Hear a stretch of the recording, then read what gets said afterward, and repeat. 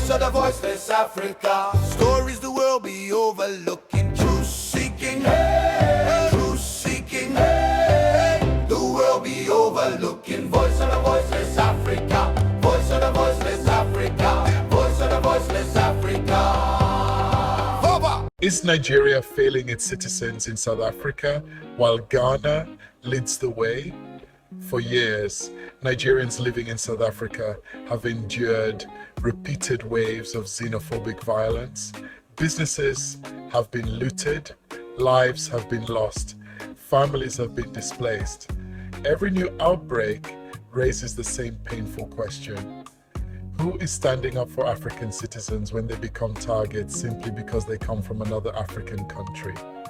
Today, many observers believe Ghana has shown a more proactive diplomatic response than Nigeria. Ghana's strong diplomatic response. When attacks against foreign nationals intensified in South Africa, Ghana moved quickly. The Ghanaian government formally requested that the African Union place xenophobic attacks on its agenda, demanded greater accountability, organized evacuations for citizens wishing to return home, and publicly challenged claims that Ghanaian nationals were responsible for criminal activity. Ghana has also indicated it is documenting losses suffered by its citizens for possible legal action. The message from Accra was clear: every Ghanaian life matters, whether at home or abroad. Governments exist first to protect their citizens. Nigeria's response raises questions. Nigeria has certainly not remained silent. The Nigerian government condemned the attacks, held diplomatic discussions with South African officials, and organized voluntary repatriation flights for citizens wishing to leave. More than 1,000 Nigerians registered to return as fears over safety increased. Yet many Nigerians, both at home and in the diaspora, argue that these measures came only after violence had already escalated. For Africa's largest country by population and one of the continent's most influential diplomatic powers, many expected stronger leadership. Questions continue to be asked. Why wasn't Nigeria leading international pressure sooner? Why wasn't an emergency African summit immediately pursued? Why weren't stronger diplomatic consequences publicly considered earlier? Why do many Nigerians abroad still feel abandoned? These are legitimate questions in any democracy. The painful irony. Nigeria played a historic role in the struggle against apartheid. For decades, Nigerians donated money, supported liberation movements, welcomed South African exiles, and pushed for sanctions against the apartheid regime. Many Nigerians therefore see today's attacks on fellow Africans as a painful betrayal of the solidarity that helped South Africa achieve freedom. History makes today's silence feel even louder. South Africa's responsibility. The South African government has repeatedly condemned xenophobic violence, with President Cyril Ramaphosa stating that attacks on foreign nationals contradict the country's values and that immigration enforcement must remain the responsibility of the state, not vigilante groups. Authorities have also promised stronger law enforcement and regional cooperation.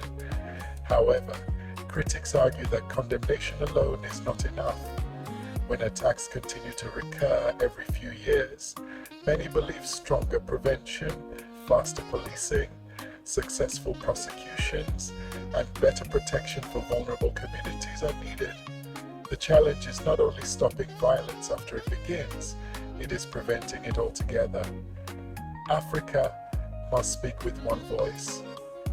This is not simply a Nigeria-South Africa issue. Victims have included citizens from Ghana, Mozambique, Malawi, Ethiopia, Zimbabwe, Somalia, Nigeria, and many other African countries. If African governments remain divided, ordinary Africans become easy targets. The African Union must move beyond statements of concern. The continent needs a rapid response mechanism whenever Africans are attacked in another African country. stronger protections for migrants under African agreements, swift investigations and prosecutions of perpetrators, diplomatic accountability when repeated attacks occur. Pan-Africanism cannot exist only in speeches. It must protect people. Final thoughts. Every government has a duty to defend its citizens wherever they are. Many believe Ghana has demonstrated urgency by taking visible diplomatic action and advocating forcefully for its nationals.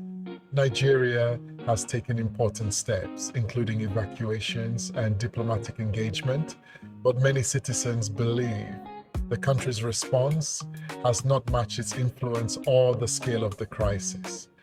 The deaths, injuries, and fear experienced by Africans in South Africa should concern every leader on the continent.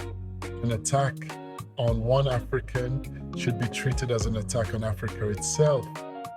Until African governments speak with one united voice and backwards with decisive action, the dream of African unity will remain incomplete because every African life matters.